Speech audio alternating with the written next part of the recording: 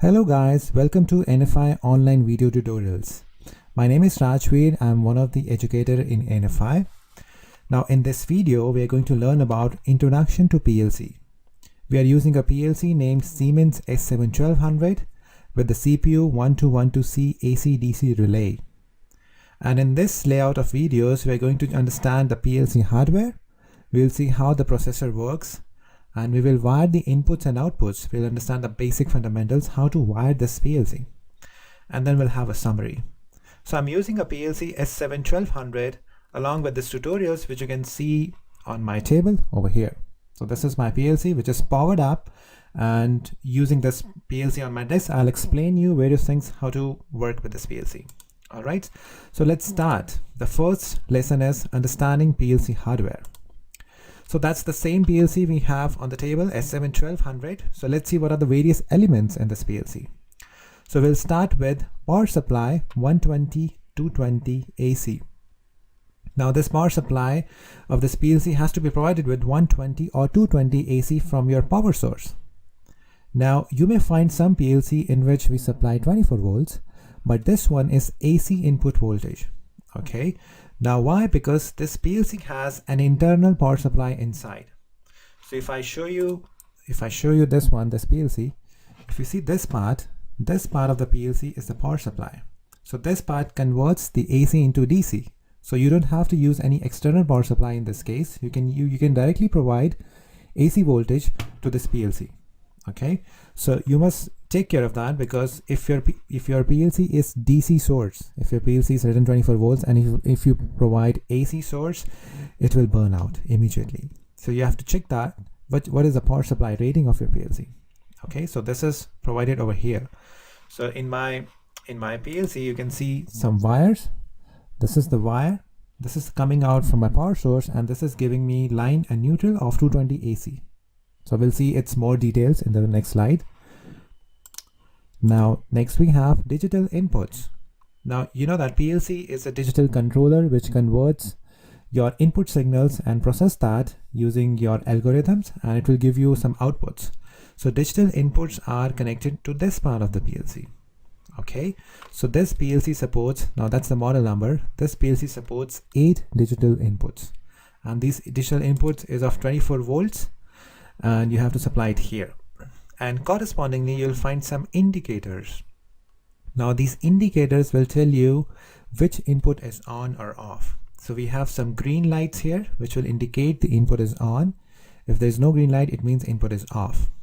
So I can show you by having a look at this PLC. Now this is my input simulator. If I turn on the input, you can see that if I turn on this button, it shows my third input is on. Okay, this is how input is indicated on this indicator. If I turn on another input, it will show my first input is on. So this is connected to my inputs. So how to wire this input, that will come later in the lesson. This is just to understand that we have an indicators here which will tell you about the status of the inputs. Okay, next we have digital outputs, and it says 6 number of outputs, relay type. Now relay is a coil which has some ampere ratings. So there are 2 types of PLC outputs. One is transistor type. Generally it's 2 types. One is a relay type. So relay type has more current capability than transistor types. So we have relay types output here. We have 6 outputs. Okay, and then we have digital output indicators here. So similarly, the way we have seen the LEDs for inputs, we can have an LED for outputs. I could have shown you that, but my PLC doesn't have any logic inside. But in later lesson, you will see how you can see the status of your outputs on these LEDs. So if you are turning on, let's say, a lamp or a solenoid or a motor, even you can see their status on the PLC. Instead of visualizing them at a physical level, you can see their status on the PLC as well. Okay. Then we have PLC status indicators. Now status indicator means whether the PLC is running, or is it stop, or is it at some error status, or is it at some maintenance mode. So this is a status indicator. So currently if you see this PLC, it shows my first LED is on, which is my run LED. So PLC is at run mode. At run mode, it will start executing the logic and it will give you the output. Okay, so this is a typical layout of a PLC. We have power supply, inputs, indicators, outputs, indicators, and status indicators. So as mentioned, we have different status: run, stop, error, and maintenance. Okay, so let's proceed. This is a zoom layout of your inputs.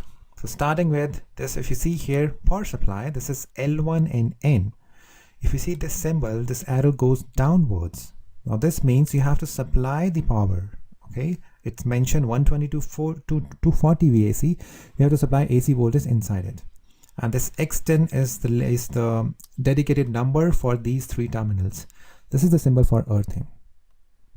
Now if you see these two terminals, it says L plus and M, and this arrow is going outwards.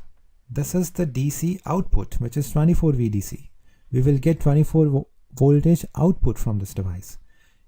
Remember that you should not have to provide 24 from the power supply. It will give you 24 volts. Okay, we can use this 24 volts for wiring our inputs, which we'll see that in the later slides.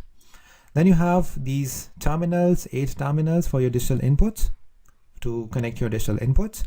Then you have analog input as well. So this PLC supports 2 analog inputs. One is at 0 and 1. Okay, so it has 2 analog inputs, and what are the resolution, we'll see that in the later slides. Then you have a memory card slot. Memory card slot is to store some information of your, let's say if you're recording some values in your PLC program and you want to store that value, and later you want to read that value, you can keep storing that value in the memory card. This will help you to have a record of your process. All right, then we have outputs. This is the output terminals of the PLC. So starting with communication status indicator. Now if you see here, it says link and RX and TX.